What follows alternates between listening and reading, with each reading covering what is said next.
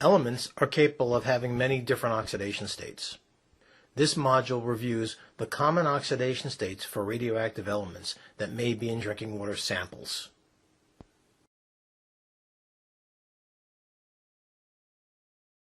The key learning objectives in this module are: describe the differences between oxidation and reduction reactions. Define the terms redox, valence, oxo-ion, and the relationship between them. Give 3 specific examples of how redox reactions are used in radiochemical analyses of drinking water. The key concepts that will be emphasized here are: oxidation and reduction reactions must be paired.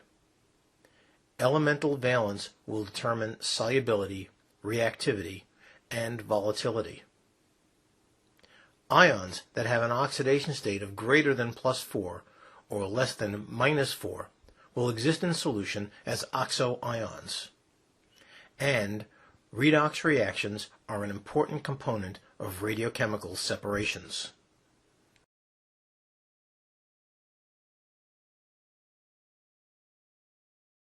What does the term oxidation state mean? Valence and oxidation state are terms that are often used interchangeably. Valence refers to the number of chemical bonds an atom is able to form. The oxidation state refers to the charge on the individual atom relative to its elemental state where the charge is 0. In this module, we will be referring to the oxidation state of elements.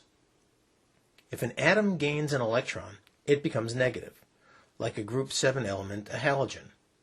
If an atom gives up an electron, it becomes positive, like a group 1 element, a metal. The oxidation state depends on the filling of the atomic orbitals and sharing of the electrons in the bonding process.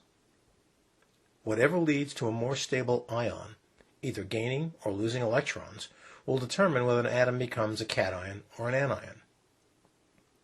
An oxidizing agent is used to oxidize an ion in solution, and the agent itself is then reduced.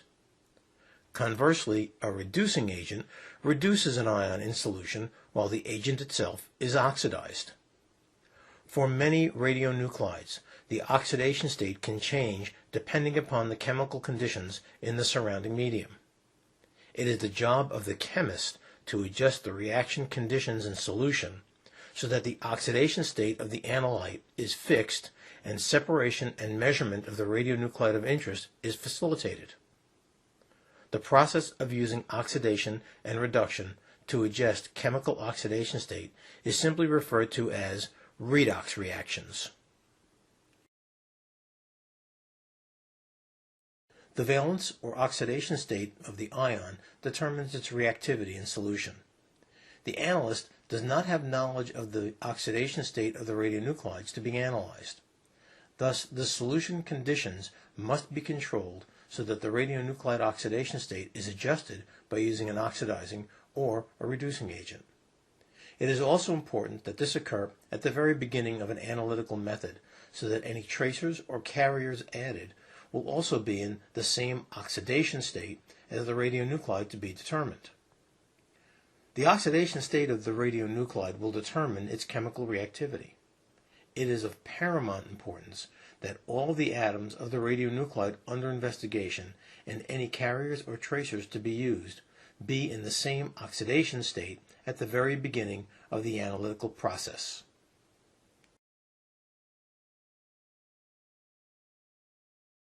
The valence state for elements with equal numbers of protons and electrons is 0. If an element loses 1 electron, it becomes +1 positively charged and is said to have been oxidized.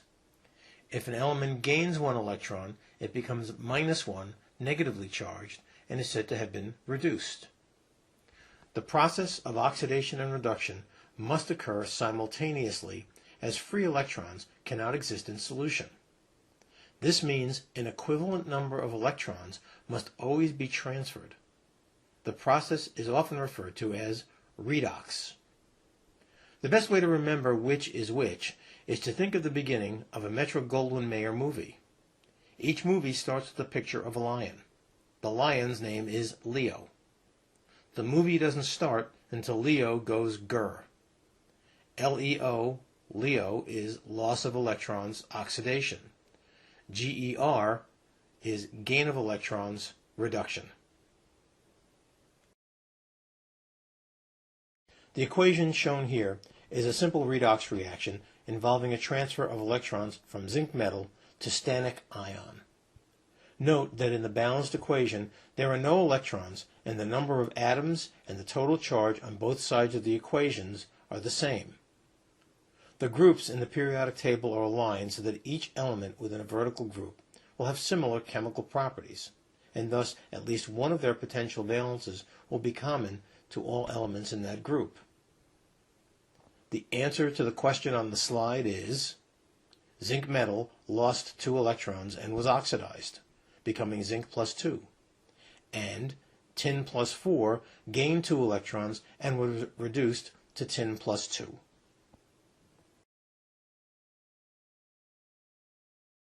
The electronic structure for magnesium and strontium are shown here. They are considered isoelectronic since they both lose 2 electrons from the same type of electronic orbital to become dipositive. Note that they do not form a +1 oxidation state, as this would leave a half-filled s orbital, which is not as stable a configuration as a completely empty or completely full s orbital.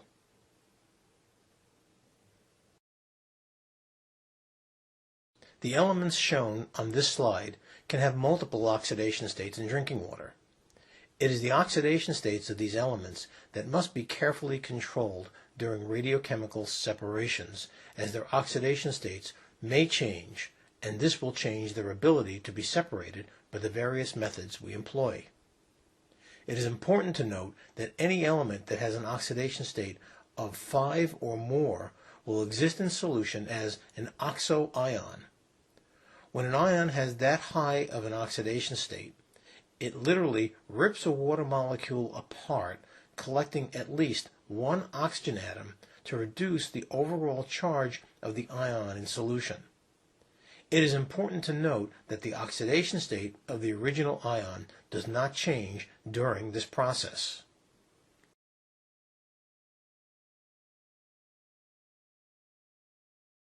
The table shown here lists the possible oxidation states for many of the actinides.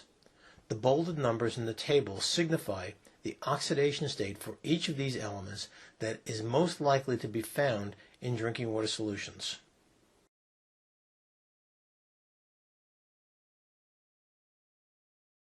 When ions with oxidation state of 5 or greater are in solution, they take on oxygen atoms to reduce their overall ionic charge. These ions have a separate naming convention that is used. Iodine, as the +5 ion, takes on 3 oxygen atoms and becomes iodate. Plutonium, +6, takes on 2 oxygen atoms and becomes plutonate. Uranium, +6, is an exception, and this ion in water is called uranyl ion. The combination of these high oxidation state ions with oxygen in solution changes the chemical reactivity of these ions, as we will see in the module on ion exchange chemistry.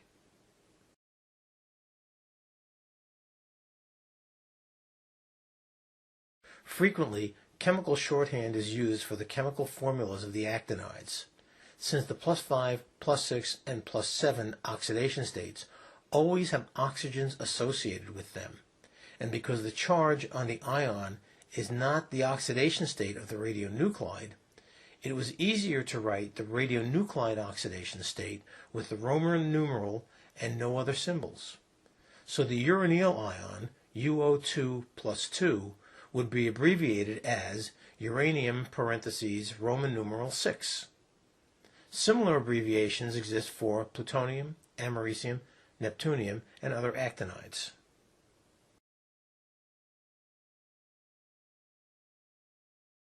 Three abbreviations for ions are listed here. Write down the actual ionic species that would be present in solution.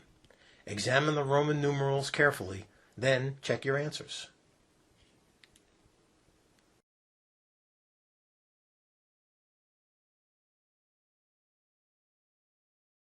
Redox reactions are used in radiochemical analysis in 4 different ways. One is to eliminate organic materials from a sample, changing them to carbon dioxide and water. This is referred to as digestion. The second is to place the radionuclide of interest in a known oxidation state with tracers or carriers. This is specifically known as isotopic exchange. The third is to adjust the oxidation state of a radionuclide to facilitate either precipitation or ion exchange of that radionuclide. And the fourth is to change the oxidation state of an interfering ion so that it can be removed and eliminated. The next slides view each of these separately. Organic matter contains at least carbon, hydrogen, and oxygen covalently bound. Drinking water samples will have low levels of several different types of natural organic materials. These may interfere with radiochemical analyses and need to be eliminated. One of the simplest ways is through oxidation with a strong oxidizing agent like nitric acid. The nitric acid not only converts the organic matter to carbon dioxide and water, but it makes the solution acidic so that metal ions don't precipitate. It also helps to ensure that all radionuclides of interest are in a known oxidation state. Note the use of the mnemonic device adjacent to the equation.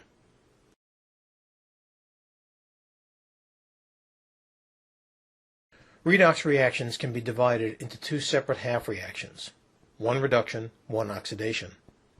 Shown in this slide is the balanced equation for uranium reduction, as well as 2 half reactions that are used to balance the final equation. Uranium-6 will not co-precipitate with neodymium fluoride, but uranium-4 will. This is used in the final analytical step of the uranium method. The easiest way to remember each part of redox is to remember the mnemonic Leo-Gur. Leo is the lion at the start of the Metro-Goldwyn-Mayer movies, and he always goes Gur when the movie is about to start. Leo is loss of electrons, oxidation. Gur is gain of electrons, reduction.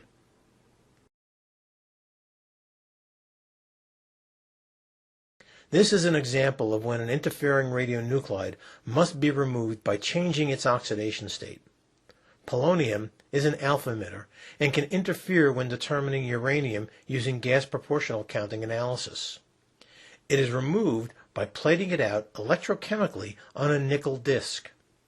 Note the separate half reactions and the balanced final redox equation.